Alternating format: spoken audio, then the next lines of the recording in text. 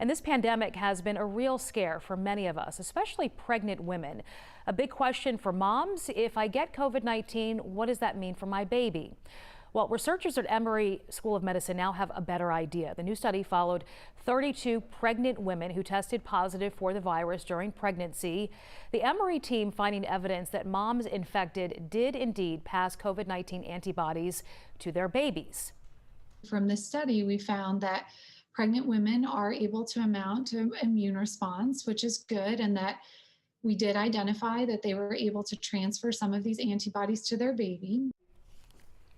Dr. Martina Bedell calling the results reassuring, though the amount of antibodies transferred was not as high as anticipated. Researchers also wanted to figure out whether there was a difference in the mother's immune response, depending on whether she was symptomatic or asymptomatic. The team found that women with symptoms of COVID-19 tended to have higher amounts of antibodies than women who did not.